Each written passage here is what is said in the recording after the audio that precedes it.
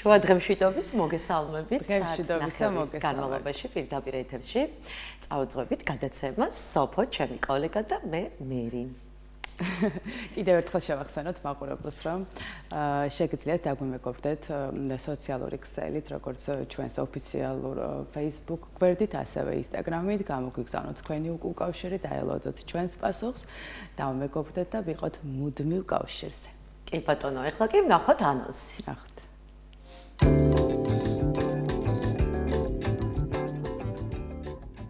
დღეს გადაცემაში ნახავთ 1 იანვრიდან შინაური ცხოველების ალიკაპის გარეშე გასეირნების გამო მეპატრონეები 150 ლარით დაჯარიმდებიან. თემაზე ვრცლად ისაუბრებს ცხოველთა დამცველი თეონა ყურშუბაძე. ვიხილოთ გეთა ჩუთლაშვილის სიუჟეტი მიუსაფარ ცხოველებზე.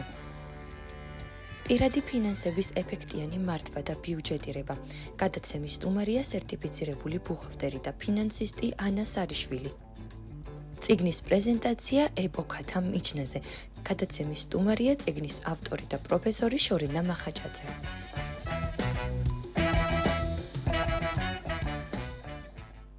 დღეს ერთ საკმაოდ აქტუალურ თემაზე უნდა ვისაუბროთ სოფო.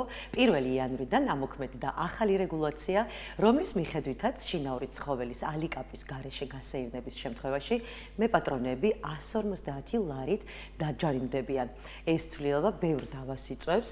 ზოგი ამბობს, რომ ეს აუცილებელი უსაფრთხოების ნორმაა, ზოგი კი მიიჩნევს, რომ რეგულაცია საკმარისად დამუშავებული არ არის და შეიძლება ცხოველის კომფორტსაც საფრთხე შეუქმნას.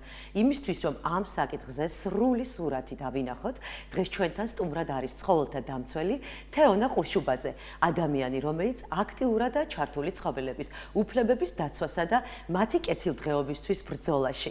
მოგესალმებით, ქალბატონო თეონა, მობრძანდით. მოგესალმებით. მადლობა, რომ დაგვითმეთ დრო და აი ამ სერიოზულ თემაზე უნდა ვისაუბროთ, რომელიც აქტუალურია ამჟამად. როგორ მიესალმებით აი ამ კანონს, არის თუ არა მზად მოსახლეობა ამ ყველაფრისთვის? მოგესალმებით და ძალიან დიდი მადლობა კიდევ ერთხელ, რომ აი ყველა სიახლეს მოკლედ აი მზადყოფნაში ხვდებით და აი ეგრევე გაქვთ რეაგირება. ძალიან კარგი სიახლეა ჩემი აზრით და პირველ რიგში ეს სიახლე უნდა იყოს ძალიან დამაკმაყოფილებელი ყველა პატრონიანი ცხოველებისთვის ზოგადად და რატომ ეხლა რაში მდგომარეობს ეს? პირველ რიგში ჩვენ სამწუხაროდ აი როგორი ერი ვართ ხო, ჩვენ თუ რაღაც არ აგვიგრძალეს, ისე ჩვენით ვერ ხვდებით. ამიტომ ეხლა ნახეთ, პირველ რიგში ეს არის ცხოველის უსაფრთხოება. აი მოდით საბმელზე ვილაპარაკოთ ჯერ ხო და მერე გადავიდეთ ალიკაპზე.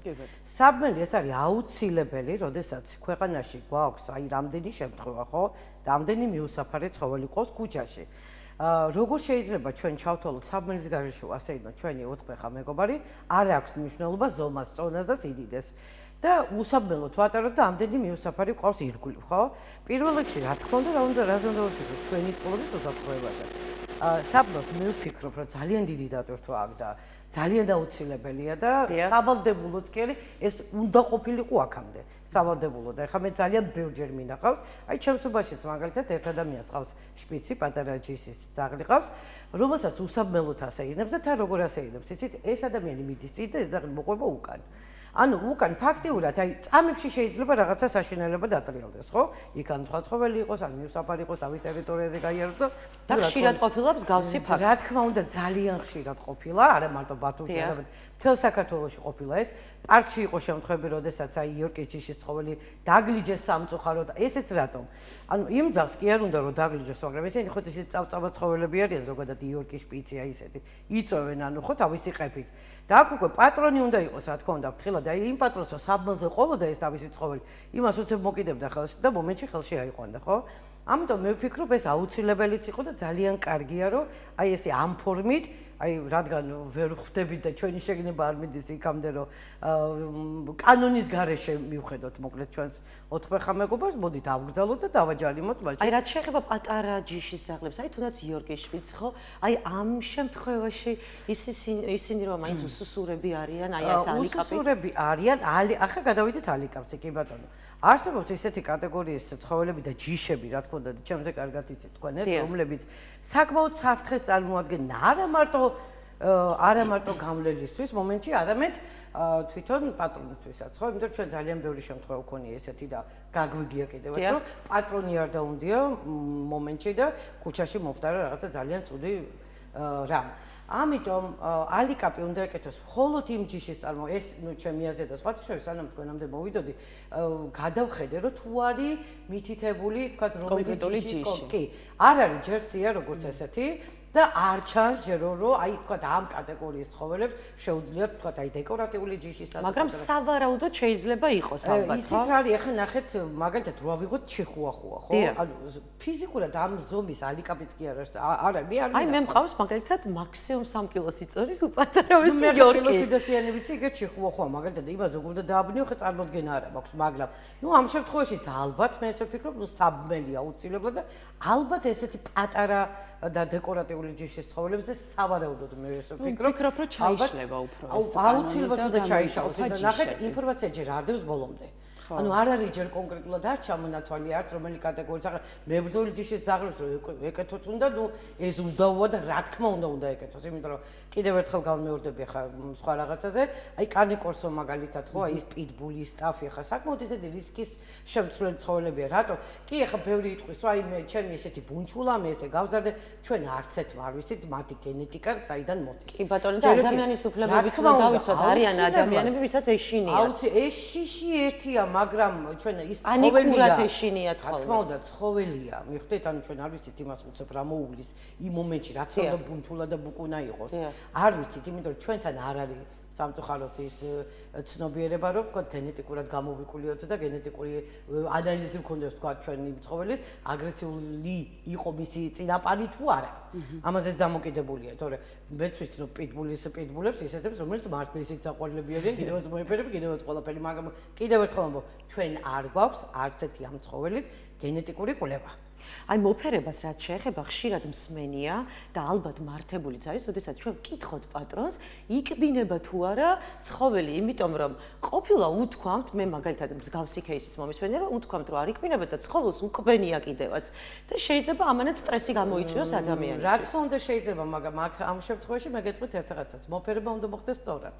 ანუ თქვენ არ დაწახვიდეთ ესე პირდაპირ ხელი ჯერ უნდა დაასუნიოთ, თქვენ და აღიქვას და მე უკვე შეიძლება. აი ეს ყველა საინტერესოა, ნახეთ, საინტერესოა, როდესაც მაგალითად პატარა ჯიშის ძაღლი კბენს. ეს ყოველთვის იმაზე მეუთითებს, რომ ეს ძაღლი აგრესიულია თუ ეს უკვე მისი თავდაცვა. თავდაცვა რა თქმა უნდა, ჩვენ გააჩნია ხას როგორ წაიღება. აი ესე გაშლილი ხელი თუ წავალთ ეხა ცხოველისგან, იმას ეგრევე ერთვება რა თქმა უნდა დაცვის ინსტინქტი. ანუ როგორ უნდა მოეფეროს, ესე იგი უცხო ადამიანი ცხოველს. უცხო თქვა და აი ხელში უჭირავს, ხო ჯერ რა თქმა უნდა სამ კითხვას ხომ არ მიკბენს, ხო? თქვა რაღაცა და არა, ხო მივიღეთ პასუხი.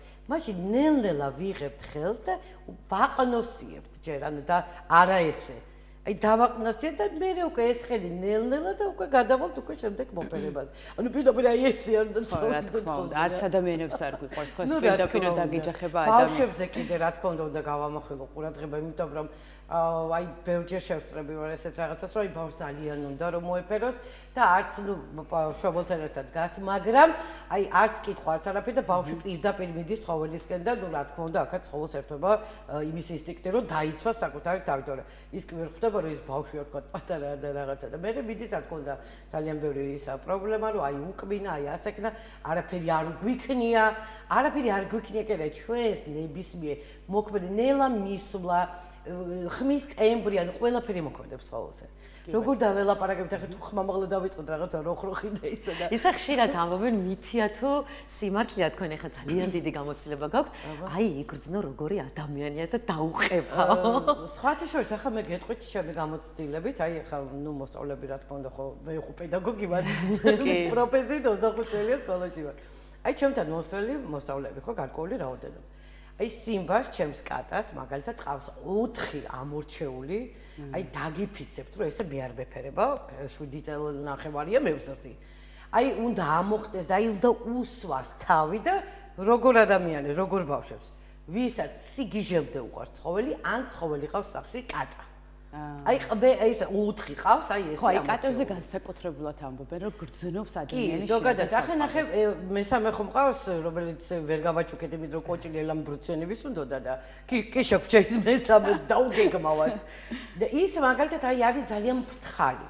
ჩემთან და კი ჩემ შვილთან აი ძალიან ისეთი გახსნილია, ვთქვათ, გვაფერებებს ყველაფერი, როგორც კი კარების ხმას გაიგებს და რომ მოკურცხლავს, მე ვნახავ, სანამ ვთქვათ, სტუმარი არ წავა თავის გზაზე. კარგი, ესე იგი, თან ხვდებით, რომ აღნიშნული კანონი ძალიან კარგი არის, ძალიან კარგია. ხარი აქვს, მაგრამ ეს ეხება შინაურ ცხოველებს. რაც შეეხება ახლა მიუსაფრ ცხოველებს, რომლებიც ქუჩაშიც მრავლად არიან, პარკის მიმდებარედ, ისე ქუჩაში, ბულვარის მიმდებარედ. გასაგებია და ვიცით თითოეულმა მოქალაქემ, რომ ამ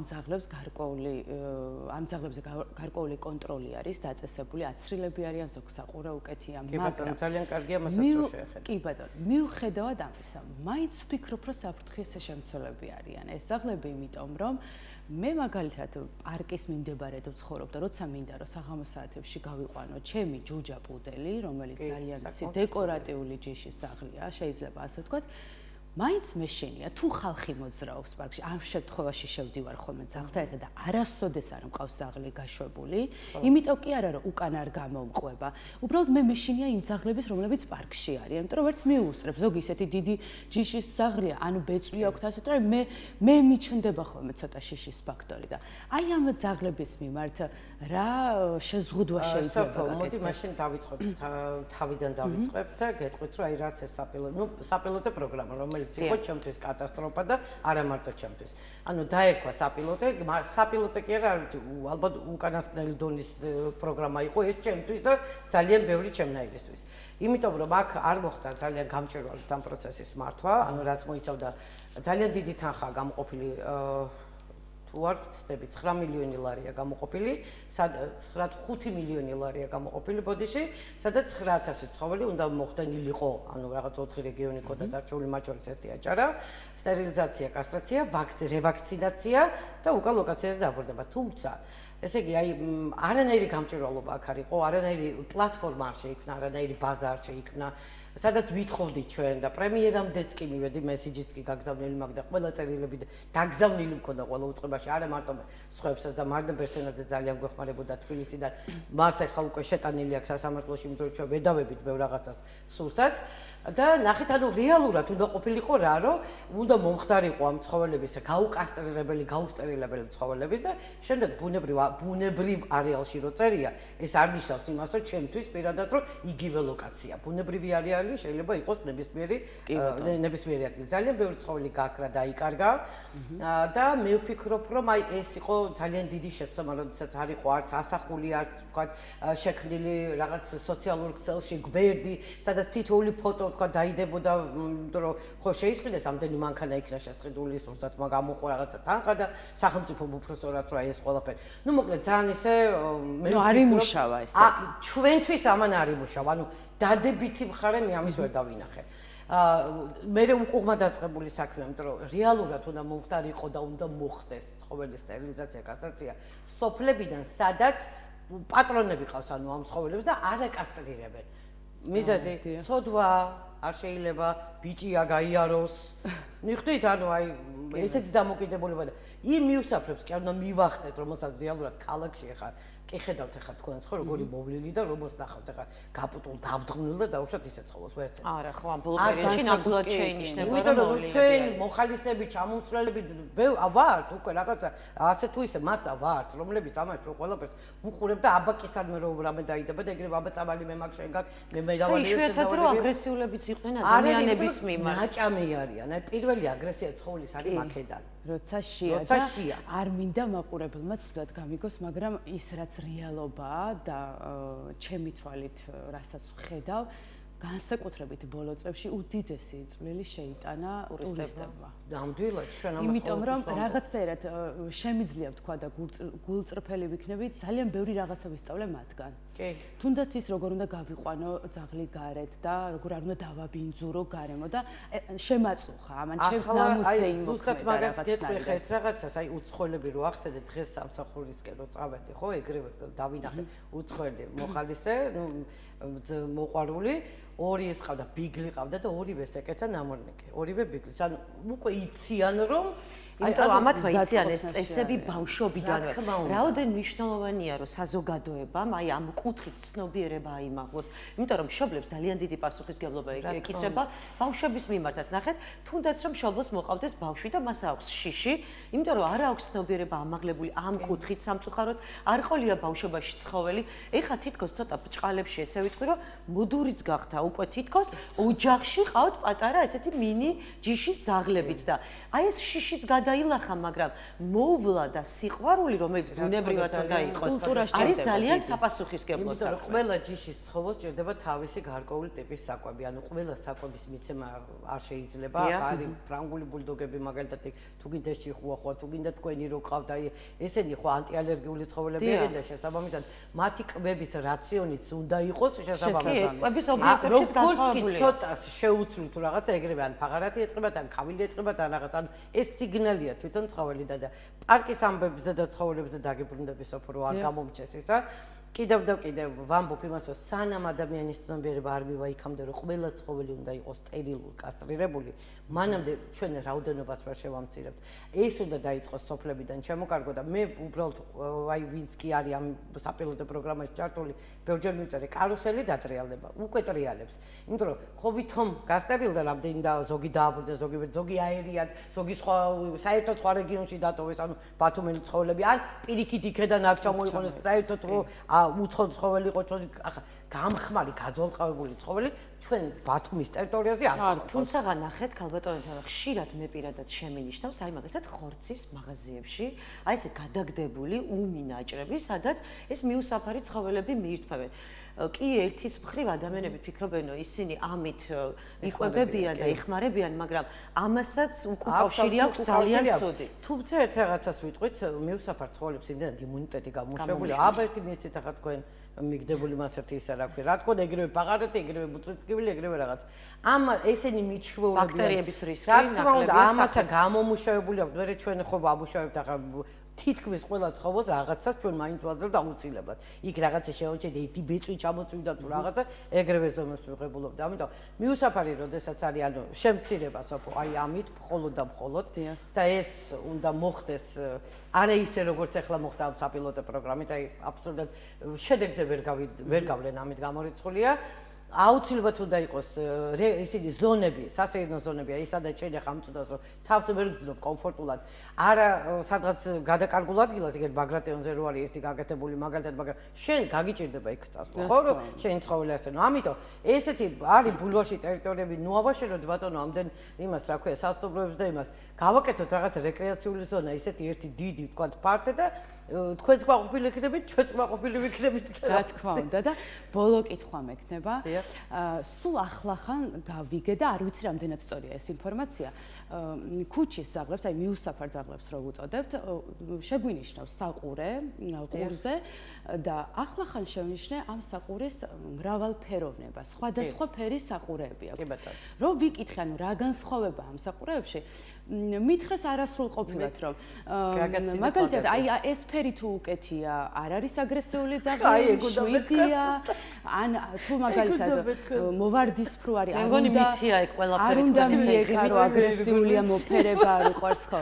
ეს ხალხო შევს იგივე კითხვა დამისვა ჩემო მოსწავლემ, რომ დედა მომითხრა რომ წითელსაჭდენიო ცხოველებიო ყველა აგრესიულია. ხო, აი გაგარკვევთ ახლა მე.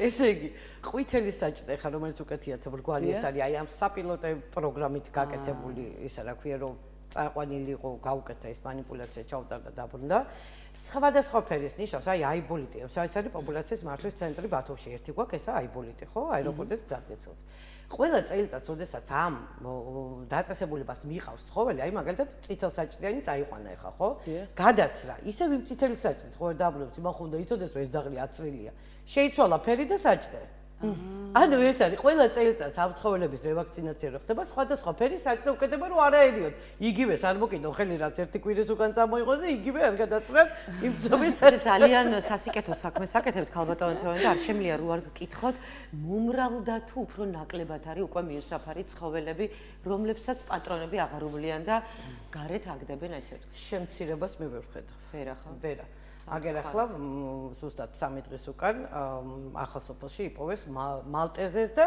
ბალონკის ნაჯვარი ცხოველი, ბიჭი, გამოგდებული, ახლა როგორ ნავარიევი, რომელსაც პოსტავდით, აი 10 დღის განმავლობაში კაცშვილი არ გამოჩნდა, 750 ლარი ოპერაციაში გადავიხადეთ, ახლა იმ ქალთან არის ვინც მოულის და თვითონ დაიტოვებს, პატარა 6 კილო ძაღლი, აი ხა რაზე ვილაპარაკო. ან ეს პრობლემა ქონდა და ახალ სოფელში, წარმოიდგინეთ, ახლა ხვადი, რა თქმა უნდა, არაკასტრირებული და ატეხვის პერიოდი რო ეწყება ცხოველები გამორბიან, ხო? ზოგს მანქანა ეჯახება, ზოგს აემართება, მე რა თქმა უნდა საშუალება აღარ აქვს უკვე ან აღარ ამბობენ რომ მათია და მე საბოლოო ჯამში ხდება ჯოხელში. სამწუხაროდ. ძალიან დიდი მადლობა. საინტერესო ინფორმაციები მივიღეთ თქვენგან და მადლობა რომ ზრუნავთ ცხოველებზე და ვიმედოვნებთ ისევ რომ წლიდან წლამდე დამოკიდებულება შეიცვლება. უნდა შეიცვალოს. ცხოველების მიერ. უნდა შეიცვალოს. დავემშვიდობებით ახლა ჩვენს სტუმარს და ჩვენ რამდენიმე წამში ისევ დავბრუნდებით დარჩით ჩვენთან ერთად.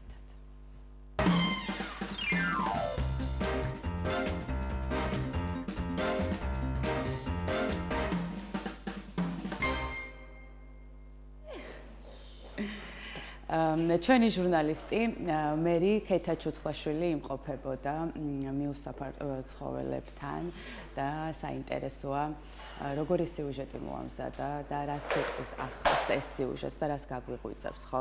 მოდი ჩვენ რო არ ვილაპარაკოთ ახლა ძალიან ბევრი და არ ვთქვათ წინასწარ სათქმელი, ვნახოთ ქეთას მიერ მომზადებული სიუჟეტი. ლამაჟო, ხო ეჭვიანო ბასკუნია. 10 ძაღლის ყოლა მე ჩავთვლი რომ უდრის ყავდეს 20 შვილი. სენიორ ჩარლი, ჭვიანი ბიჭი ხარ. 21 საუკუნეში სირცხვილია მოსახლეობაზე მეტი მიუსაფარი რო ყავს. დღეს ჩოხატაურში ვესტუმრე ერთ ძალიან კარგ ადამიანს, რომელიც უამრავ მიუსაფარ ცხოველს ჩუქნის უდიდეს სიყვარულსა და სითბოს. ხოდამ ნახოთ ის სიკეთე, რაც ამ სახლში ტრიალებს. ჩემი დილა იწყება, ჩემი ერთი ფინჯანი ყავით, ჩემს 10 მიუსაფარს უნდა კვება, დასუფთავება. დღეში 3ჯერადი კვება აქვთ და მთელი დღე მარტო იმაში მჭირდება, რომ 3ჯერ გავაკეთო 20 ლიტრა საჭველი. 8 წლის წინ ვიყიდე დეიზი ლეკვი 1 თვის და რომ გავაცნობიერე, რომ მაგათაც სჭირდებათ ზუსტად ისეთი მსრუნველობა, როგორც ადამიანს. ბავშვს. მაშინ უკვე გადავერთე მიუსაფრებზე დასახმარებლად. დაახლოებით 7 წელია შემიძლია ვთქვა, რომ მე ამ საქმეს ვემსახურები ჩემი კეთილი ნებით. მქონდა პერიოდი 17 ლეკვი მყოლია. ამავდროულად 3-4 დიდი ძაღლის სახლში მარტო ვერაფერს ვერ შევძლებდი და ჩემი მეუღლის თანადგომით ძალიან ბევრ მიუსაფარს კარგი ოჯახები აქვს დღესდღეობით და უამრავი ცუგაც კიდე გაგვიშვილებია ევროპაში. კი რა თქმა უნდა განშორება მიჭირს, იმიტომ რომ ფაქტიურად ვეჩვევი ვზრუნავ მათზე. ჩემი მიუსაფრები, რაც თუ ჩემს სახლში ყოფილა, ყველა მახსოვს, ყველა სახელი მახსოვს, ყველა ვიცის სად მყავს დაბინავებული და დღემდე უკვე 7-8 წლისებიც არიან ზოგი. დღემდე მაქვს კონტაქტი და ვიცი, რომ არიან ბედნიერები. შეგხვედრია ძალიან რთულ და მძიმე მდგომარეობაში მყოფი მიუსაფარი. სამწუხაროდ ძალიან ბევრი.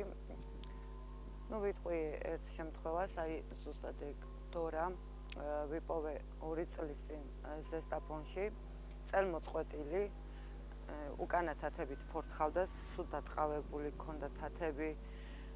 და პლუს ამას კიდე ყავდა 3 ლეკვი. ეხლა არის გაესტერილებული, მოვლილი მკბენარებზე დამუშავებული. ამაზე მითხენ, რომ დააძინეო, ვერასოდეს გაივლისო. მაგრამ დადის, ჯამთელია. ჩემი სიმპათიური ჩარლი მიატოვა პატრონმა, რომელიც წავიდა ევროპაში და ჩარლი რჩებოდა ქუჩაში. ჩარლი ჩვენთან ცხოვრობს უკვე 3 წელი. ნუ ზოგს უნდა რომ იყეფოს და თუ ყებს მე ამბობს აუ რამდენს ყებს. ზოგს უნდა რომ არ იყეფოს და უბრალოდ იყოს და თუ დაყეფა რატო დაყეფა. ძალიან დიდი სიამოვნება, როდესაც ქუჩაში ნახულობ გაუბედურებულ მიუსაფარს, რომ მოყავს სახლში და უკვე სხვანაირად გიყურებს. სასიკვდილოდ განწირული როა და უწევს სითფოში, სიყვარულში როა, ყვება აქვს თავის დროზე და რაც მთავარი აქვს სითფო. ბებუჩუნა, გაიჩინე გოგო, გაიჩინე გოგო. არ გეცინება? ამას ქვია ბებუცუნა.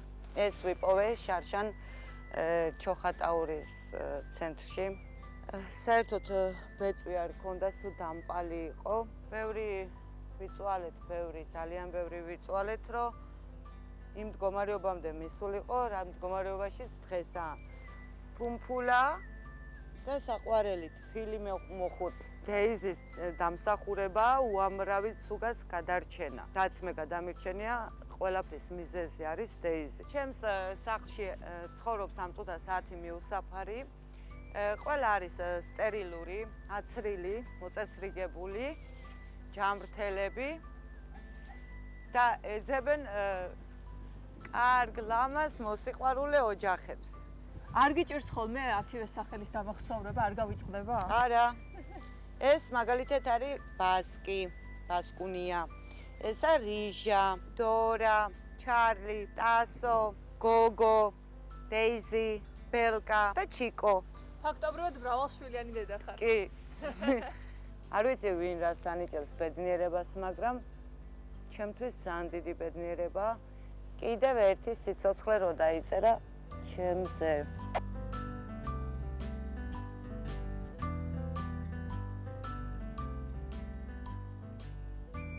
ვაკეთას ასეთი თბილი სიუჟეტისთვის და ვიმედოვნებ, რომ ძალიან ბევრი ადამიანი იქნება ამ სიუჟეტის გმირის მსგავსი და უნდა შევახსენოთ კიდევ ერთხელ მაყურებელს, რომ ძაღლის მოვლა არ არის მარტივი და ძალიან რთულია გადავანაწილოთ დრო. არ არის მარტივი ფინანსური მხრიდანაც, იმიტომ რომ საკმაოდ ზვირადღირებულია ძაღლის მოვლა, რაც არ უნდა დაემართოს, რაც არ უნდა მოუნდეს ძაღლს, შაცმა იქნება, კვება იქნება, მკურნალობა იქნება. რთულია ეს ყველაფერი, ამიტომ სანამ გადაწყვეტ შინაური ცხოველის აყვანას, კარგად უნდა დაფიქრდეთ. რაც შეეხება ახლა ფინანსებს. საკმაოდ აქტუალურ საკითხს უნდა შევეხოთ და უნდა ვისაუბროთ პირადი ფინანსების ეფექტიან მართვაზე და ბიუჯეტირებაზე. ხო, რატომ გვრის ახას სიცილს ეს თემა? თავი რომ მიყურებთ, რომ ძალიან შორს ვარ ამ საკითხისადმი, ვერ წარმომიდგენია როგორ შეიძლება რომ პირადი ფინანსები მართო თანაც ეფექტიანად, იმიტომ რომ ხანდახან საკუთარ თავს ვერ მართავ ხოლმე და ფინანსებზე ხო ზედმეტია ლაპარაკი, თუმცა არსებობს ადამიანები, რომლებიც ამას გვასწავლიან და ნამდვილად უნდა ვაღიაროთ, რომ ამ ყველაფერს სჭირდება სწავლა. რა შედეგი ექნება ჩვენს შრომას თუ შრომის შედეგს, რასაც ჩვენ ანაზღაურებას ვუწოდებთ, ვერ გამოვიყენებთ ისე სარფიანად, როგორც ჩვენ ეს გვესაჭიროება, ხო? არსებობს ადამიანები, რომლებიც მიგვითითებენ თუ როგორ უნდა მოვიქცეთ, რა უნდა გავაკეთოთ და ასეთი ადამიანი უნდა შემოგვიერთდეს ახლა და მე ყველაზე მეტად მაინტერესებს რას გვირჩევს, რა სიტყვის.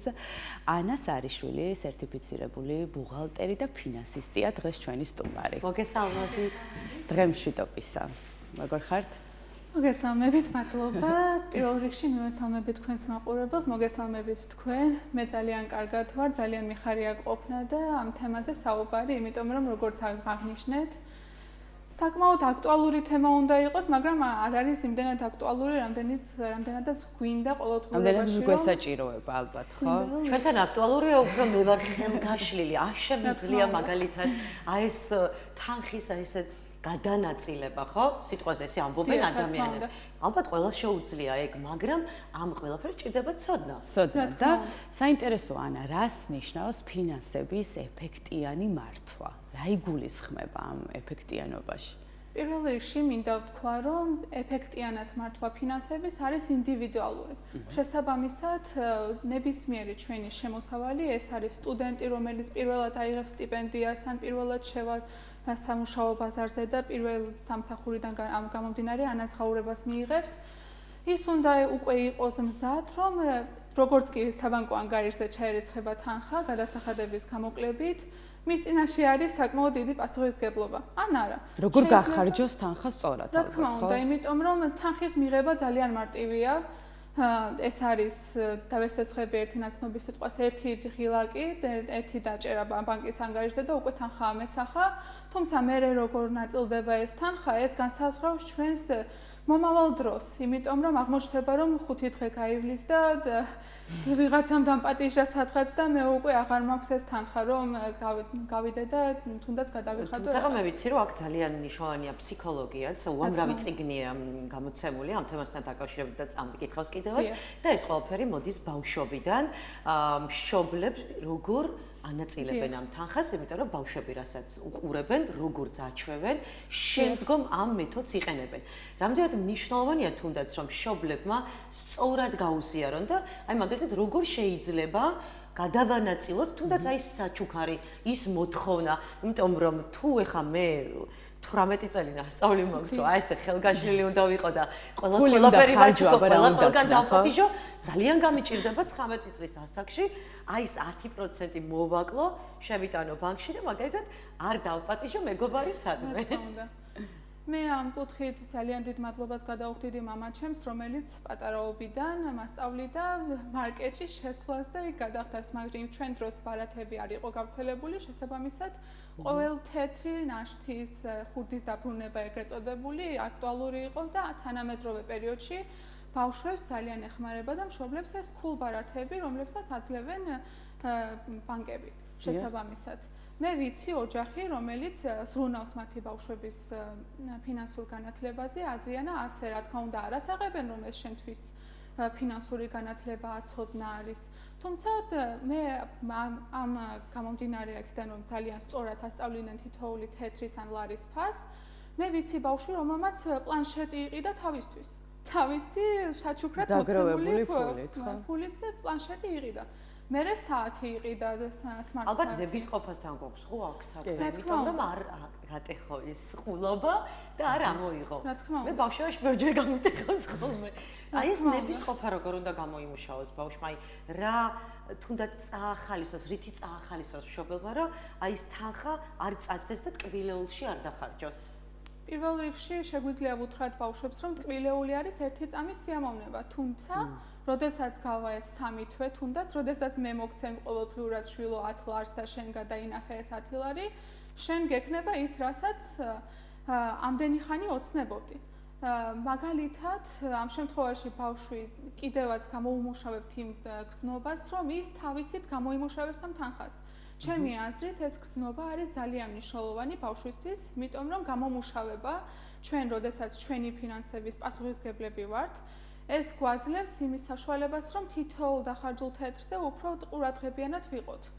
და ეს ბავშვებში უკვე, როდესაც ეს გამოუმუშავდებათ, ეს მათ სტუდენტობის პერიოდში რა თქმა უნდა, იმიტომ რომ ეს არის ძალიან რთული პერიოდი, როდესაც ყველაზე მინიმალურად მივდივართ და დასაბეჭდად მივდივართ მასალების. თითოეული ჩვენი თეთრი არის ერთი გვერდი მასალისა, რომელსაც დავხარჯავთ იმისთვის, რომ ეს მასალა შევისწავლოთ.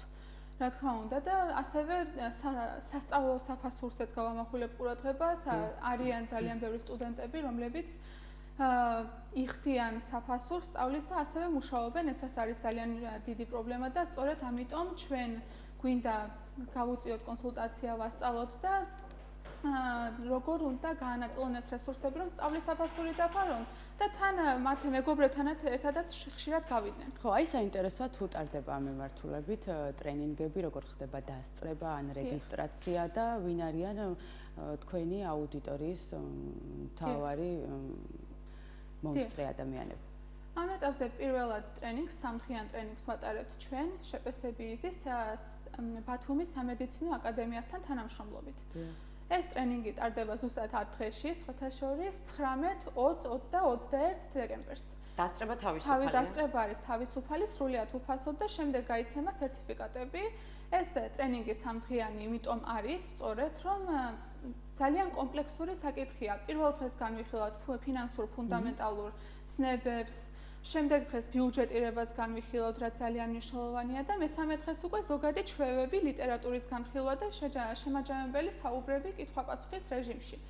აქედან გამომდინარე, დასწრება არის რეგისტრაციის ბმულის საშუალებით, რომელსაც ადამიანი გაეცნობა როგორც ბიზის გვერდზე, ასევე სამედიცინო აკადემიის ვებგვერდზე. დასწრება არის, როგორც ვახსენე, სრულიად თავისუფალი, მისამართი არის ტბეთის 4 ნომერი, სადაც ჩატარდება ეს. ძალიან ხშირ შემთხვევაში ჩვენ ეხლა რომ ვისწავლოთ სწორად გადანაწილება ბიუჯეტის, ხო? უფრო მეტად სურვილებზე აყოლილი ხო არ ვართ ადამიანები და არ ვიცით მაგალითად ზომა და წონა. აი მაგალითად შესაძლებელია იყიდოს 1-60 ადამიანმა, მაგრამ ყიდულობს 4-ს. იმიტომ რომ არ აქვს ნებისყოფა, თუნდაც რომ გათვალოს მომდევნო თვეში, თუნდაც რომ შეიტანოს ეს მაგალითად ანგარიშზე. შენ როგორ ხარ მე ამ კუთხით საინტერესოა? მე როგორ ვარ? მე ადრე არ ვიცოდი ეს ყველაფერი, სიმართლეს ვიტყვი, მაგრამ მეც გავიარე ტრენინგები და ცოტათი წინ წავედი. შუალედურად ვარ, თლად ბოლომდე არ მაქვს ეს ყველაფერი დახვეწილი, 4-დან 3-ზე ჩამოხვედი. იცით რა, მაგ შემთხვევაში ფიქრობ ხანდახან, აი მე გეტყვით ჩემს ფიქრებს. კარგით რა, ერთხელ მოვდივარ ამ ქვეყანაზე და ეს წამიერი სიამოვნება ხანდახან მიიღებს თუნდაც იმ ერთი კვირის შრომად, აი იმ ჩემს მეგობრებთან, ან თუნდაც იმ სამოსში, ან თუნდაც თვით განვითარებაში. ეს არ არის მხოლოდ დახარჯული თანხა იმაში, რომ აი რაღაცა მხოლოდ სამოსი იყოს ან საკვები იყოს. შეიძლება აქ იყოს გადაჭარბებული თუნდაც ცოდნაში გადახდილი თანხა, წიგნში გადახდილი. აი ყველგან არის ზომიერება საჭირო. დიახ, რა თქმა უნდა, ამასთან დაკავშირებით ვახსენებ ასეთ ტერმინს, გადაუხადე საკუთარ თავს პირველად. ეს შეიძლება ვიღაცამ აღიქვას, როგორც ვიყიდო ეს სასურველი ნივთი, თუნდაც 4 მაისური, მაგრამ ეს ნიშნავს, რომ ჩვენი ინტერესები და ჩვენი მართლაც მნიშვნელოვანი ნაწილები ცხოვრების, როგორიც არის მაგალითად განათლება, გადასახადები, სხვადასხვა კომუნალურები გვაქვს, ოჯახები არსებობს, მათი შვილები ყავთ. პირველ რიგში ამის ფინანსები გავითვალისწინოთ და შემდეგ უკვე ვიფიქროთ მაისურზე ან დავა პრიორიტეტოდ ყველა ჩვენი სურვილი და რომელიც იქნება უნიშნულოვანესი, აი იქეთ უნდა გადავდგათ ეს ძალიან რთული და მე ანა მაინტერესებს საზღვარგარეთ თითქმის ყველა ოჯახს რამდენი წევრიც არ უნდა იყოს ამ ოჯახში ყავთ პირადი ფინანსისტი. ეს არ არის მოდური, ვფიქრობ ეს უბრალოდ საჭირო არის. არ გულისხმობს მხოლოდ ბიზნესმენებს, იმიტომ რომ მათი ბუნებრივია რომ ისედაც ეყოლებათ. გულისხმობს ჩვეულებრივ ადამიანებს, რომლებსაც ოდნავ მაგალითად მეტი შემოსავალი გვაქვს და უკვე გვჭირდება დახმარება, რომ მივხვდეთ რა როგორ გავაკეთოთ, რომ შემდეგ არ დაიკარგოს ეს ყველაფერი ისე, ხო? არის თუ არა ჩვენთან, ჩვენს ქვეყანაში უკვე მოთხოვნადი ეს პროფესია, რომ ადამიანებს ყავდეთ პირადი ფინანსები, გახდა თუ არა მის საჭიროება. სურვილი ერთია, საჭიროება მეორეა, ხო? ჩემი აზრით, საწყის ეტაპზე საკმარისია, რომ ჯერ ადამიანი თავად გაეცნოს ფინანსების, პირადი ფინანსების მართვას და აქედან გამომდინარე, მას თავად შეუძლია, რომ იმის საჭიროება გაიაზროს, რომ ეს მას სჭირდება. მე ვერ ვეტყვი ადამიანს, რომ შენ აუცილებლად გჭირდება პირადი ფინანსისტი, თუ ეს ადამიანი თვითონ ვერ გაიაზრებს, რომ სიტყვაზე მისი და 1000 ლარის შემოსავლიდან თუნდაც კვებაში, სწრაფვებაში ხარჯავს თვეში 500 ლარს. არ ვიცი და სიტყვაზე რომ ავიღოთ ეს ციფრები, რიცხვები. გაგვაზარმაცა სწრაფვა კვებამ. ან თუნდაც სახლში მოტანის სერვისმა, როცა შეგვიძლია თავად მოვამზადოთ და იმის ნახევარი გადავიხადოთ. იცით, ეს არის პიროვნული, იმიტომ რომ ზოგიერთისთვის მე ვიცნობ უცხოურ ოჯახებს თუნდაც, რომლებიც მათთვის ეს არის უფრო თანხის და დროის დაზოგვა. ამიტომ არის მნიშვნელოვანი ეს პიროვნულობა და ადამიანისთვის თვითონ გათვლა, იმიტომ რომ შეიძლება ეს სწრაფი კვება ვიღაცისთვის იყოს სურვილი და მეორე ადამიანისთვის იყოს საჭირო. კი ბატონო, გეთანხმებით, აი ისევ და ისევ მივდივართ პრიორიტეტებთან. სწორად, როდესაც ვქამთ ნაბიჯს, მაშინ შედეგიც არის გენიალური. უნდა დაგემშვიდობოთ, უღრმესი მადლობა. კიდევ ერთხელ დავაანონსოთ მაყურებლისთვის, როდის არის, რომელ საათზე და როგორც ვიცით, დასწრება თავისუფალია. 19-20-21 დეკემბერი ტბეთის ქუჩა, ქალაქი ბათუმის სამედიცინო აკადემია. დასწრება არის სრულიად თავისუფალი, სრულიად უფასო, ნებისმიერ შეუძლიათ დღესვე გადმოვიდეს ჩვენს ვებგვერდზე და დარეგისტრირდეს ბმულით. თავარი თემა რა იქნება? პირადი ფინანსების ეფექტური მართვა და ბიუჯეტირება. და რჩევები. ძალიან დიდი მადლობა, დარჩეთ ჩვენთან ერთად, დავამშვიდობებით ჩვენ სტუმარს და რამდენიმე წამში ისევ დავბრუნდებით.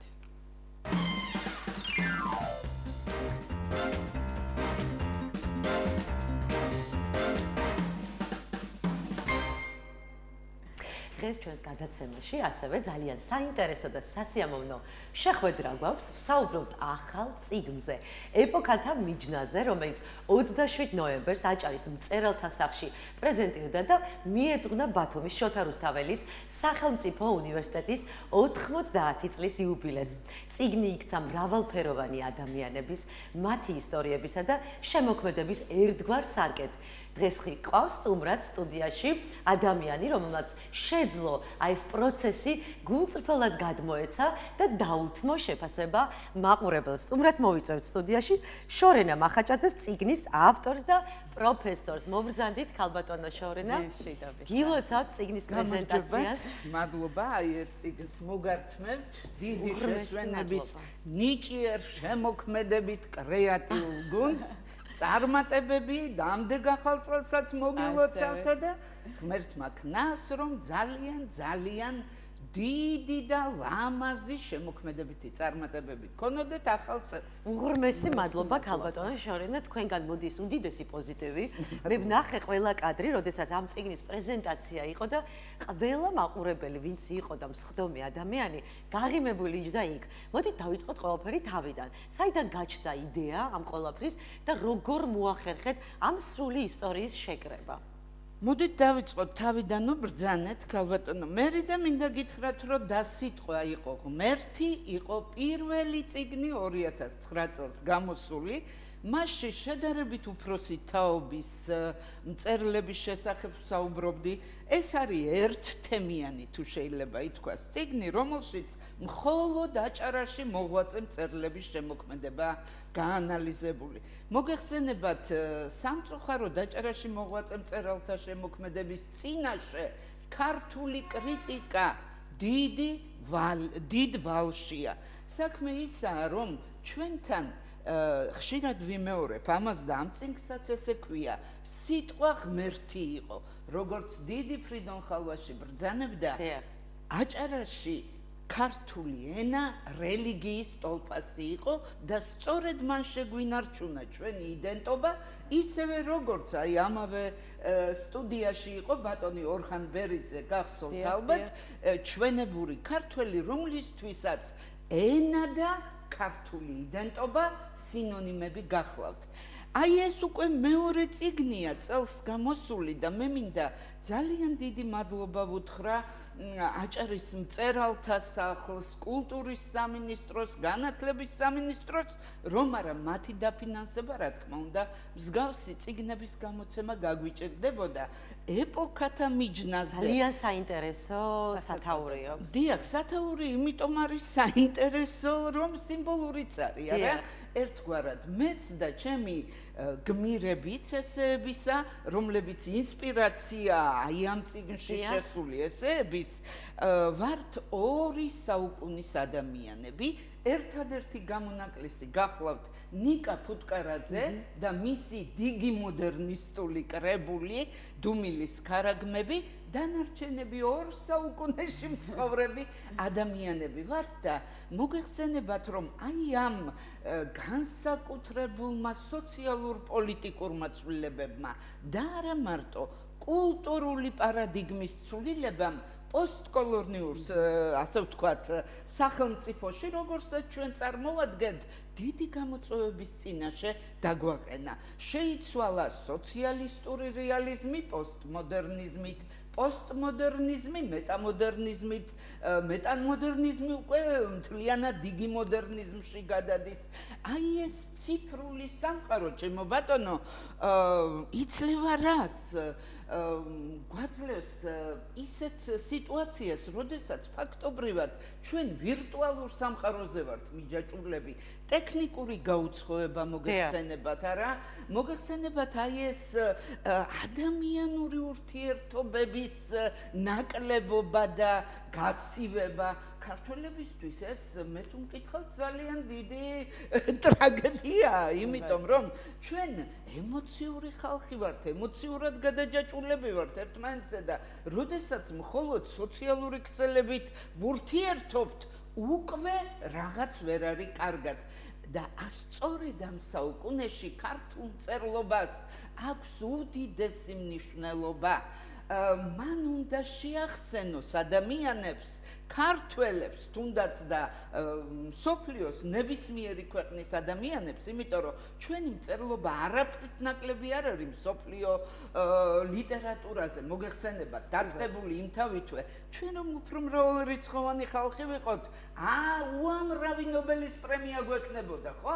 მოპოვებული, მაგრამ სამწუხაროდ ქართულ ენაზე მოგეხსენებათ, რამდენი ადამიანი საუბრობს, თარგმანში კი იკარგება ის მომხიბლაობა, ქართული ენის ფანტასტიკური მელოდია, რომელიც განუმეორებლად აქცევს ჩვენს ენას და რას ვამბობდი, აი ამ პერიოდში, აი ეს დიდი ადამიანები, მწერლები, სადაც არ უნდა მოღვაწეობდნენ და ამჯერად ჩვენ საუბრობთ, აი ამ ჩვენს ლაჟვარდოვან აჭარაში მცხოვრებ მწერლებსა და შემოქმედებზე, ისინი შეგვახსენებენ, რომ ადამიანი სამყაროს ყველა არსებისაგან განსხვავდება ერთი დიდი თვისებით და ეს არის მგრძნობიარობა, ემოციურობა, უნარი იმისა, რომ აღფრთოვანდეთ ვარსკვლავებით მოჭედილი ცით, იმით რომ იმ პატარა ის აი თოვლში ამოხეთქვამ და ენძელისამ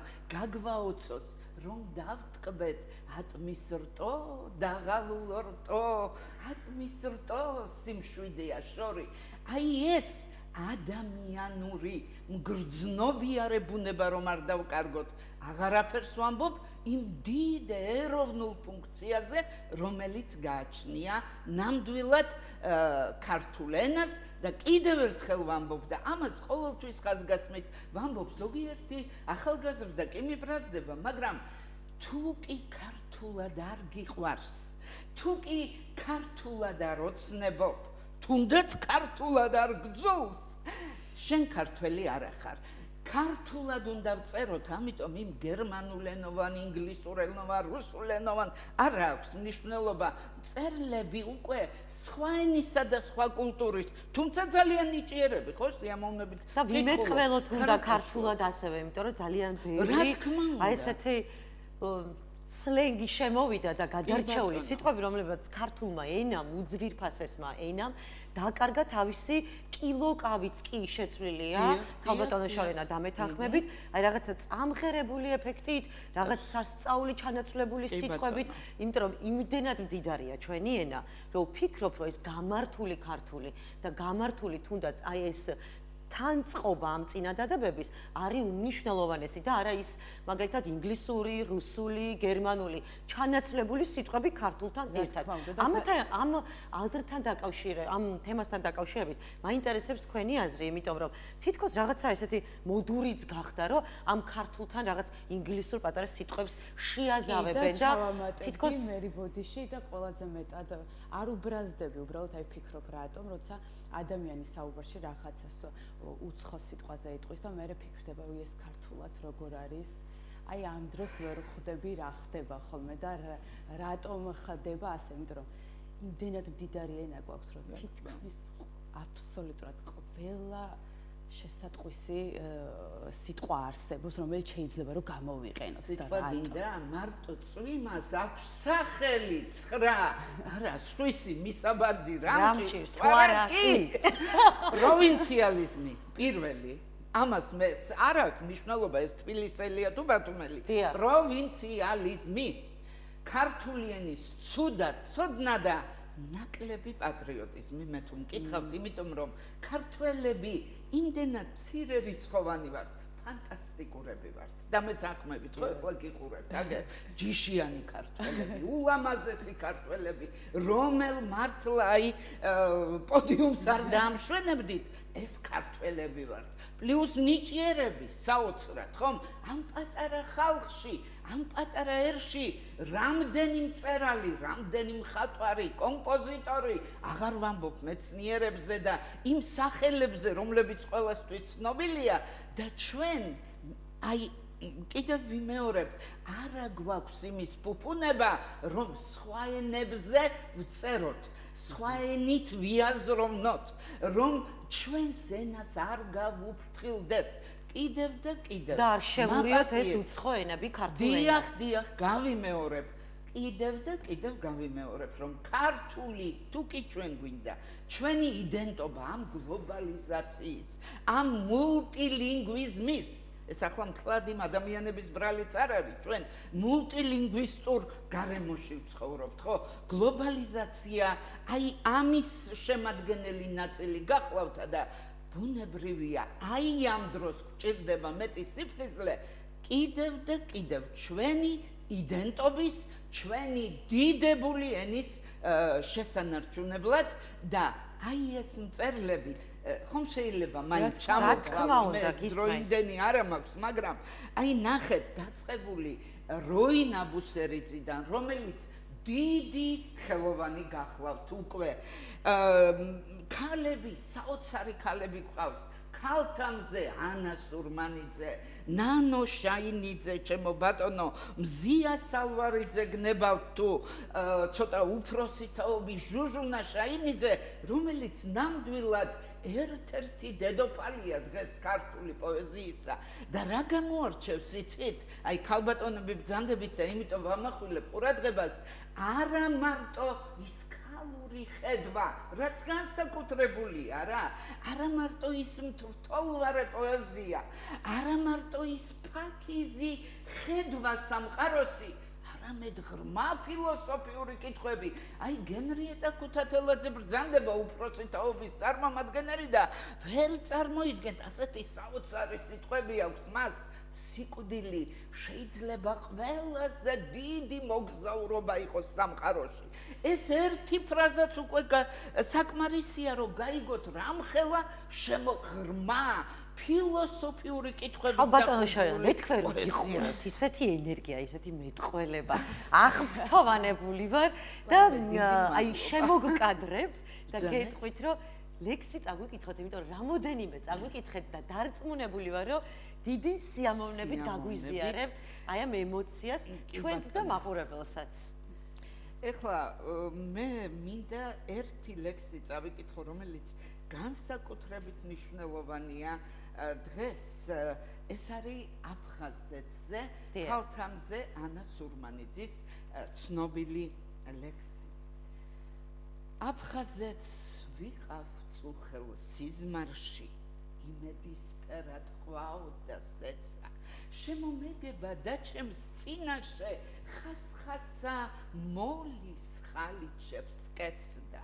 თვად ქართველებით გაივსო მიწა, აფხაზეთს ქართლის სუნის დიოდა, ბაზალეთს გვერდით მიუწვა რიცა, ფსოუც ჭოროხის გვერდით დიოდა. ეს სულ ახალგაზრდა იყო ქალთამზე რომ დაწერა და მე რა მინდა გითხრათ, იცით, რომ ღმერთო ჯერ ერთი ეს სიზმარი აუხდინეს საქართველოსა და ქართველებს და მეორე როგორი პატრიოტული სული გააჩნდა ამ პატარა გოგოს, ახლა აღარ არის პატარა, კარგახნის წინანდელია, მაგრამ მე კიდევ ერთი რამეს მინდა გავუსვა ხაზი. აქ უფროსი თაობის საოცარი ხალხია, იცით? ბატონი სანდრო ბერიძე, უდაოდ დიდი ხელოვანი, ჩემო ბატონო, აქ ბრძანდება ანზორ კუდბა, აფხაზი, აი ენას რამხელა მნიშვნელობა აქვს, ეროვნებით აფხაზი, მაგრამ მენტალიტეტით, სულით, შემოქმედებით დიდებული მეკართულე აქაური მწერლების კორა მახშს ვეძახი მე მას. აქ არის არაჩვეულებრივი საოცარი პიროვნება, პიროვნულად შემოქმედებით. ეგ გახლავთ ბატონი დავით თედორაძე და უამრავნაირი თემა და რა ერთიანებთ ამ ახალგაზრდებს, იგივე სულხან წულუკიძე იქნება თუ გენრი იქნება თუ აჩიბერიძე იქნება, აერთიანებთ ის რომ ისინი არ მოწყდნენ ქართული კლასიკური მწერლობის საფუძვლებს და საქართველოს სიყვარული. სიყვარულია ერთიანებთ. ქართული სიტყვის სიყვარული მათზე აი სულხანი ეგერ ჩვენი განსაკუთრებული ხიბლისა და ქარიზმის მქონე არა მარტო გარეგნულად, არამედ მისი შემოქმედებითაც სხვა შორის და ფანტასტიკური წიგნი გააკეთა, წითელი წიგნი და მე ვიძახი რომ ეს არის წითელ წიგნში შესატანი სიყვარულის აპოლოგია აქვს ფაქტობრივად. ისინი უამრავი თემა არის, იცით, აი ამ ნაწარმოებებში და წეგან აფხაზეთი ვახსენე და ეხლა თუ ნებას მომცემთ ბატონ დავით თედორაძეს ფანტასტიკური მიძღვნა აქვს ჩვენებურებისა. აი ამით დავასრულოთ დღეს გადაცემა. გისმენთ აბა? ეძღვნება ჩვენებურებს. რა კარგები ხართ, რა საყვარლები. ასე ამაყად თავი გეჭიროთ, გადაგერჩინოთ ენა ქართული და ქართველობა გადაგერჩინოთ. როგორ გიხდებათ სიტყვა პასუხი, როგორ იმშვენებთ მზერას, ზნეკეთილს. ეგეთი მახსოვს ჩვენი პაპები და დიდედებიც მახსოვს ეგეთი. აი ამ ძირიდან მოდის ის, რასაც ქვია ქართველობა და მე ვარ გამოუსწორებელი ოპტიმისტი და მჯერა სანამ შემეძლება აი ესეთი ესეების დაწერა ასეთ დიდებულ ახალგაზრდებზე და ძველგაზრდებზე ჩვენ ქართველები მიუხედავად ყველანაირი ირგვლივ რომ გვიტევენ მულტიგლობალიზმისა ჩვენ გადავრჩებით. დიდი მადლობა. ასე პოზიტიურ, ენერგიულ ტალღაზე უნდა დავემშვიდობოთ მაყურებელსაც, თქვენც და გისურვებთ წარმატებას, წინსვლას და აი ყოველთვის ქონოდეს ყველას ეს ოპტიმიზმი, იმიტომ რომ ეს არის აუცილებელი. პოზიტიური განწყობა და საქართველოს სიყვარული და ოპტიმიზმი ერთად. მადლობა ჩვენს მაყურებელს, რომ იყო ჩვენთან ერთად. ჩვენ ხვალამდე გემშვიდობებით, ხვალ პირველ საათზე ისევ შევხვდებით ერთმანეთს დროებით.